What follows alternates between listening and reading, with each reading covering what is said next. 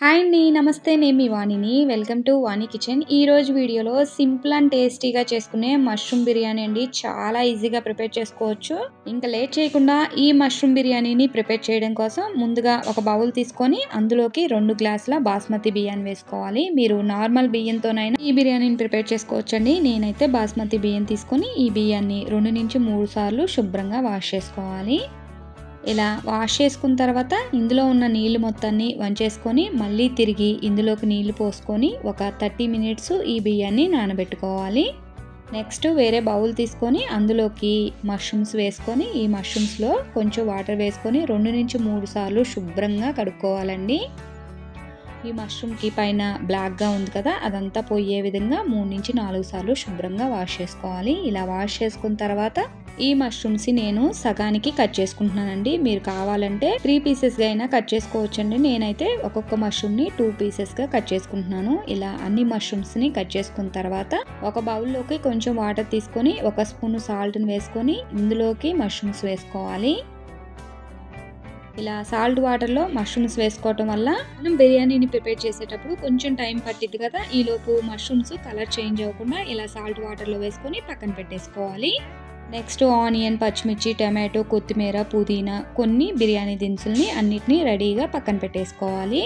Stove మీద cooker పెట్టుకొని అందులోకి 2 నుంచి 3 టేబుల్ స్పూన్ల ఆయిల్ వేసుకోవాలి. ఆయిల్ హీట్ అయిన తర్వాత 2 బిర్యానీ ఆకుల్ని సగానికి తుంచుకొని వేసుకోవాలి. హోల్ బిర్యానీ దినుసుల్ని వేసుకోవాలండి. ఇలా బిర్యానీ దినుసులు కొంచెం వేగిన తర్వాత ఇందులోకి 2-3 పచ్చిమిర్చిని చీలిగ్గా బోరగా కట్ చేసుకొని వేసుకోవాలి. పచ్చిమిర్చి వేసిన తర్వాత 1 నిమిషం ఫ్రై చేసుకున్న తర్వాత 2 పెద్ద సైజు ఆనియన్ తీసుకొని ఇలా బోరగా కట్ చేసుకొని వేసుకోవాలి. ఈ ఆనియన్స్ని కలుపుకుంటూ ఒక 5 నిమిషాలు ఫ్రై చేసుకోవాలి. ఇలా కొంచెం ఆనియన్ ఫ్రై అయిన తర్వాత 2 పెద్ద సైజు టమాటాలను కొంచెం చిన్న ముక్కలుగా కట్ చేసుకొని వేసుకోవాలి. నెక్స్ట్ ఇందులోకి సన్నగా కట్ చేసుకున్న కొత్తిమీర, పుదీనా కూడా వేసుకొని బాగా కలుపుకోవాలి. టమాటాలు త్వరగా మగ్గడం కోసం ఇందులోకి 1 స్పూను సాల్ట్ని వేసుకోవాలి. ఇలా సాల్ట్ వేసుకోవటం వల్ల టమాటాలు త్వరగా మగ్గిపోతాయి. ఇది మొత్తం ఒకసారి బాగా కలుపుకొని ఇందులోకి 1.5 టేబుల్ స్పూన్ల అల్లం వెల్లుల్లి పేస్ట్ని వేసుకోవాలి. 1 స్పూను ధనియాల powder, 1/2 spoon garam masala, 1 spoon దాకా కారం వేసుకోవాలి. ఇది మొత్తం కలుపుకొని 1 నిమిషం ఫ్రై చేసుకోవాలి. ఇలా ఫ్రై అయిన తర్వాత మనం కడిగి పక్కన పెట్టుకున్న మష్రూమ్స్ ఉన్నాయి కదా, మష్రూమ్స్ కూడా వేసుకొని ఇది మొత్తం బాగా మిక్స్ చేసుకొని ఒక 5 నిమిషాలు ఈ మష్రూమ్స్ని ఇందులో కలుపుకుంటూ కుక్ చేసుకోవాలి. ఇలా ఒక 5 మినిట్స్ మష్రూమ్ని కూడా బాగా ఫ్రై చేసుకున్న తర్వాత మనం నానబెట్టుకున్న బియ్యంలో వాటర్ మొత్తాన్ని వంచేసుకొని బియ్యం వరకు ఇందులోకి వేసుకోవాలి. ఈ బాస్మతి బియ్యం అంతా కలిసే విధంగా బాగా కలుపుకోవాలి. ఒక 2 నిమిషాలు వాటర్ ఏమి యాడ్ చేయకుండా ఇలా బియ్యాన్ని మొత్తం బాగా మిక్స్ చేసుకున్న తర్వాత 2 గ్లాసుల బియ్యానికి 3 గ్లాసుల వాటర్ని యాడ్ చేసుకోవాలి.